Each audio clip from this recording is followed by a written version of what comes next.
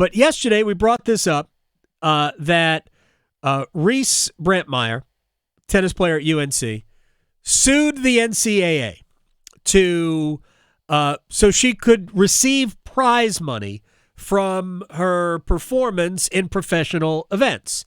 It's against the NCAA rules. You are declared ineligible if you receive prize money from participating in a pro event. It's why Nick Dunlap had to either choose the PGA Tour or go back to college. He could choose the PGA Tour and take the winner's check in excess of $1 million for winning the tournament he won, or he could go back to college, leave the money on the table, and still play in a lot of events, but just not take prize money, but you could take NIL money.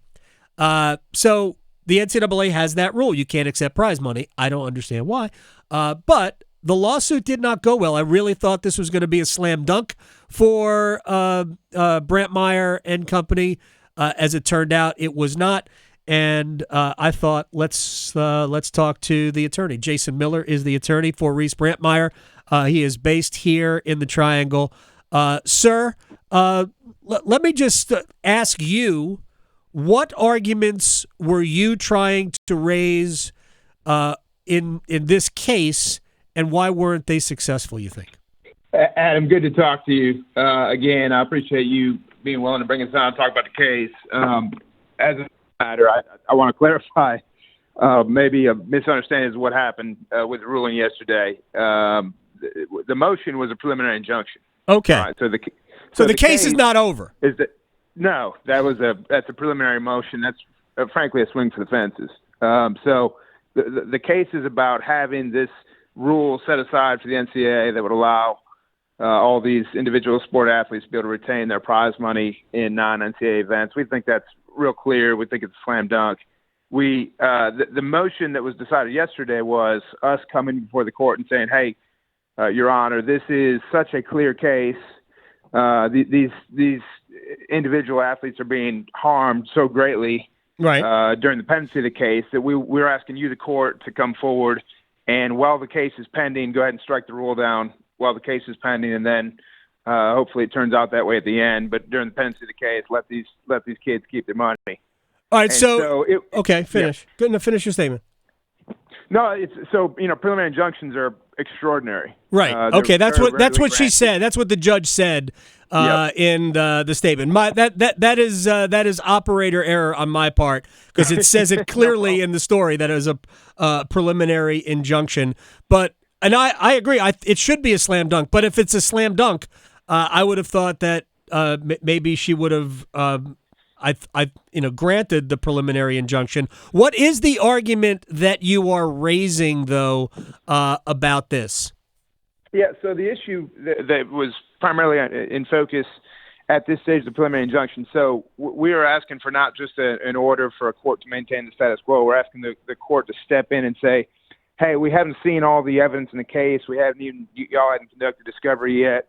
But we want you, the court, to come in and grant this thing because it's so clear. And what the court said is, look, she put on a lot of evidence regarding tennis. We hired a very well-known economist who came in, did extensive economic analysis on tennis, and took a more cursory look at some of the other sports. But the case, Reese, to her credit, is not just trying to have the rules set aside for women's tennis. She's trying to have the rules set aside for all individual sports: bowling, swimming, track and field. And so the court's ruling was, hey, we think there needs to be a more developed record. We think we need more evidence with regard to these other sports before we can entertain, entering this type of injunction. So I think on a go forward, the court is basically telling us we need to dig in on all these other sports or stick to tennis. And so I think we're going to evaluate how to develop the case going forward. And this is something that we would have thought is an extraordinary case. I mean, Reese and some of these other female tennis players, Maya Joint, for example, that are being really severely harmed. I mean, Maya Joint earned a lot of money up there at the U.S. Open less than a month ago and had to give a good chunk of it back. And so there were 10 or more women's and men's tennis players in that event alone that made upwards of $400,000 or $500,000. Right. That is at issue. Jason Miller, attorney for Reese Brantmeier. It's a preliminary injunction that was denied by the judge. So here's my question, because I've brought this up on several occasions. I don't get, and I talked to Bubba Cunningham about this a few weeks ago. He was on the show, and I asked him about it, and he said, I also don't understand why this is an NCAA rule, because if Brantmeier can take I'm just randomly throwing a number out. If she could take $100,000 from Coca-Cola to put Coca-Cola on her shirt while she's playing in the U.S. Open, why is that any different than taking prize money? It's still money, essentially, she realizes from playing in this event. It doesn't make any sense that there is any way to look at it differently. Is that part of your overall argument? Yeah, absolutely. You hit it right on the head, Adam. And to put a real fine point on that, there's a player here from Raleigh, Matt Forbes. Matt was committed to UNC. Obviously, a lot of this is not public, and so we don't know the particulars, but he was rumored to have received a $100,000 NIL deal to go to play at Michigan State. Right. And so the NCAA says, okay, you can take the $100,000 to come up here and play at Michigan State. Again, rumored dollars. We don't have a way of verifying that. But he won $100,000 in the U.S. Open. He qualified for the main draw. He won $100,000 in the U.S. Open. NCAA says, keep the NIL money for coming to play at Michigan State, but you can't keep the U.S. Open money. They think of that as a different pile of money for one reason or another. Yeah, they look at it as like an advantage of playing in a pro event. To me, the remedy for that would be you're not allowed to play in a pro event. They wouldn't do that because they love having these players play pro events. But that's what I'm talking about with the inconsistency of this. The remedy for the NCAA's issue is denying the right to play in that event. We don't want these players, these athletes, to be deemed professionals by taking prize money when they're already taking money for being in that event in various ways. I've argued this, and I'm not sure we actually I'll leave you out of this. What is the next step for you as you go forward with Reese and her case? Yeah, so the next step, preliminary injunctions, initial home run, take a swing at trying to get things set aside while the case is pending.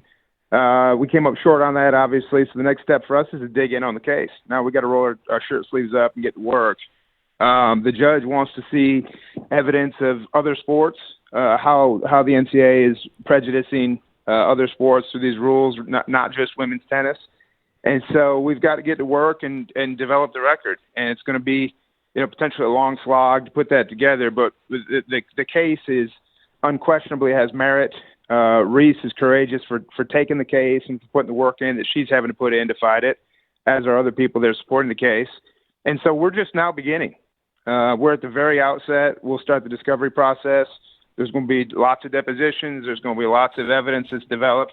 And eventually we'll get our day in court where this thing will actually be decided on the merits. And it won't be in a context where the deck is stacked against you seeking an extraordinary remedy. It'll be a fair fight. And we think it'll come out our way. We hope it will. Final thing, is there any consideration to making this just about tennis? Would it be easier to, do you think, win your case rather than bring, bowling, track and field in it? Yeah, unquestionably it'd be easier. There's no doubt about it. The key is you got to bring in these economists to right. do a whole lot of effort to develop evidence to support each of these sports. So unquestionably it would be easier, more straightforward, far less expensive. But we've tried to have the greatest impact we could here. And that's been the goal, is how do we really impact as many kids as possible to get them out from underneath the thumb of the NCAA on this thing.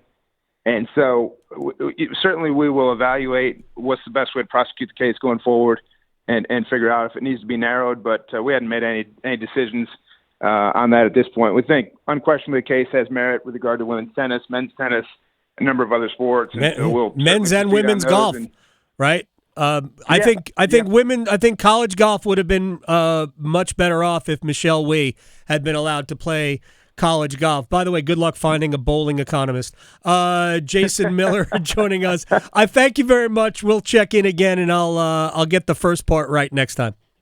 Adam, it's always a pleasure talking to you. Thank you for having me on. You got it. Jason Miller, attorney for Reese Brantmeier.